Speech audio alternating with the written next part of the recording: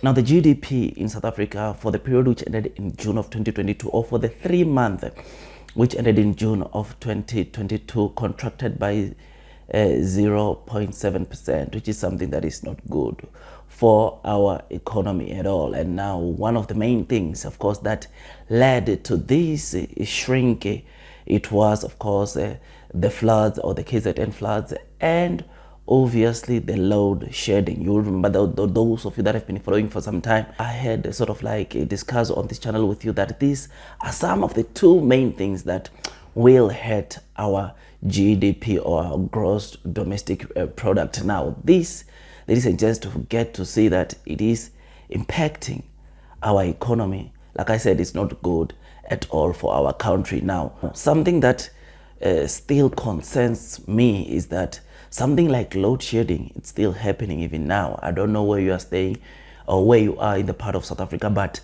where I am, there is still load shedding, which is something that is not good at all. And as long as this load shedding is continuing, we are still going to feel the heat in terms of our economy, or in terms of the GDP of this country. I mean, few weeks or months ago, I did a video of Sibanye Stillwater, which is one of the biggest mining companies here in South Africa, showing or indicating that due to this load shedding, they are forced to obviously, or it will end up forcing them reduce the production in their mines, which is not good at all. I remember on that article, we ended up discussing the figures of saying that apparently there are some analysts that believe that this load shedding could cost 4 billion rands, if I'm not mistaken, per day in South Africa. So if we are having load shedding, it can end up costing 4 billion rands per day in South Africa, which is something that, ladies and gents, by just that you must know the kind of harm that this load shedding brings. Now, another concern, or one of the things that is a concern in South Africa currently, is inflation.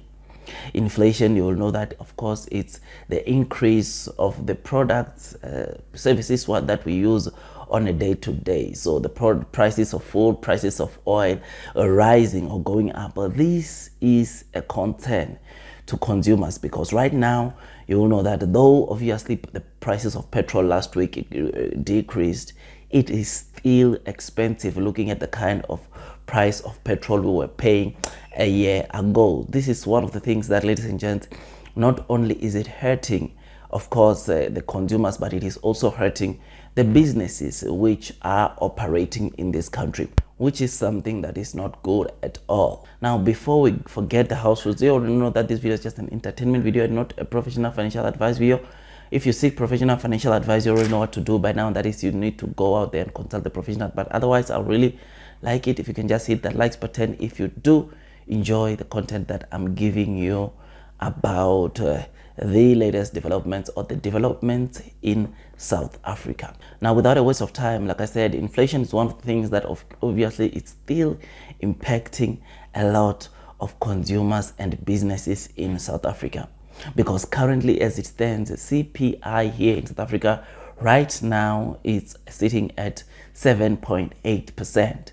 And guess what? Your salary has risen by, I don't want to go into that, but most people that are working, you will know that it is not many people that received the increase of their salaries rising by 7.8%. Whereas, of course, services, products that we use on a day-to-day rose. This is a concern, and like I said, not just to only consumers but to also businesses, because businesses are forced to increase prices of the products, services that we use on a day-to-day, which, guess what, they will end up not having as many consumers as possible to go buy those services or those products, because they are becoming more and more expensive to be afforded by consumers, which is also bad for businesses. I mean, recently in the US, we saw the inflation decreasing, which is something that obviously was exciting to watch, because you remember that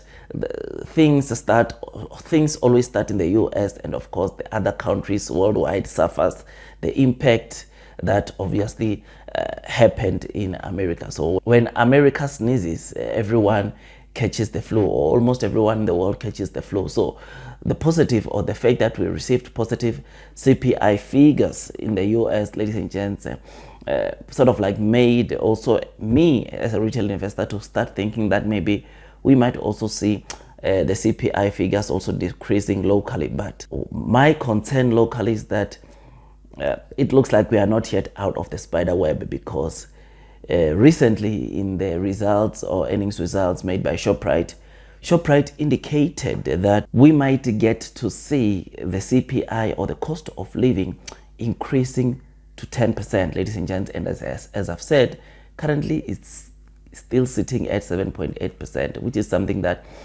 obviously it's not good. I mean, if you are saving your money in the bank, ladies and gents, it means that if the bank is not giving you anything more than 10%, then obviously you are running at a loss. If your investments are not giving you anything more than 10%, then obviously you are not making anything, because real interest, always remember that real interest equals to nominal interest minus inflation, which in this case, inflation in South Africa is currently sitting at 7.8%, meaning that if you are not getting over 7.8%, then of course you are saving for nothing, because this 7.8% just means that money in South Africa is currently losing value by 7.8%, meaning that anything below 7.8%, if you are getting 4% from your bank, if you are getting 4% at the financial institutions you are investing in, then ladies and gents, unfortunately you are just burning your money.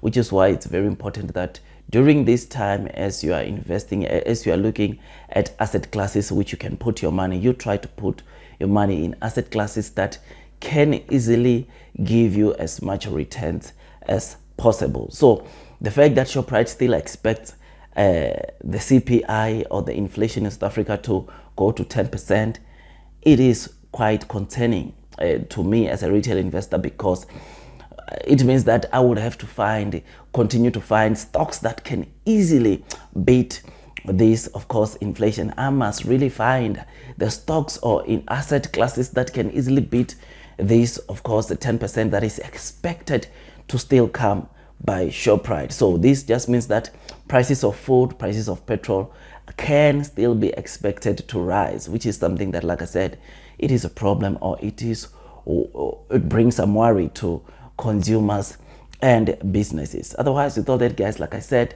I just thought I should just give you this quick update as to what is it that's happening around, of course, our economy, or South African economy. If you enjoyed this video, don't forget to hit that like button, comment, and subscribe. And once you subscribe, don't forget to hit or click that notification bell, so that at least you get notified by YouTube every time I drop a new content. Otherwise, that's all from me, and I wish you nothing but the best in your stock market investing journey. God bless you all.